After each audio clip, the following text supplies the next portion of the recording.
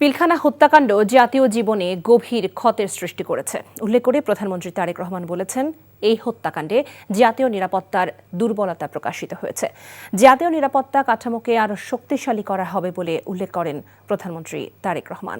শহীদ সেনা সদস্যদের স্মৃতি ২৫ ও ২৬ ফেব্রুয়ারিকে অম্লান করে রাখতে কাজ করবে বর্তমান সরকার।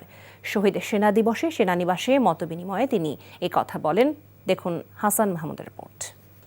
মর্মান্তিক হত্যাকাণ্ড জাতির ইতিহাসে জাতীয় শহীদ সেনা দিবস উপলক্ষে ঢাকা সেনানিবাসে পিলখানা হত্যাকাণ্ডে নিহত সেনা সদস্যদের পরিবারের সঙ্গে প্রধানমন্ত্রী তারেক রহমানের এই মতবিনিময় সভা। ২০০৯ সালের শহীদদের মহান আত্মত্যাগ। শহীদ পরিবারের সদস্যরা প্রধানমন্ত্রীর কাছে নিজেদের দাবির কথা তুলে ধরেন। আমরা শহীদ মেজর সালে বলি, শহীদ এক্স, শহীদ ওয়াই বলি, নিজের পরিচয়ও দেই শহীদ মেজর সালের মিসেস বলি, বাট শহীদ হিসেবে গ্যাজেট আকারে ওনাদের নামটা এখনো আসেনি।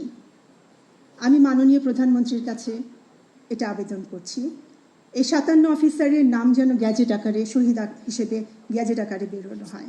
যে ৯৫% কাজ শেষ, কেবলমাত্র 5% এই রিপোর্টটা যেন, এই রিপোর্টের সকলকে যেন বিচারের আওতায় নিয়ে আসা হয়। পিলখানার ট্র্যাজেডিকে রক্তাক্ত বেদনাবিধুর অধ্যায় উল্লেখ করে প্রধানমন্ত্রী তারেক রহমান বলেন, এই ঘটনা জাতীয় জীবনে গভীর ক্ষত তৈরি করেছে।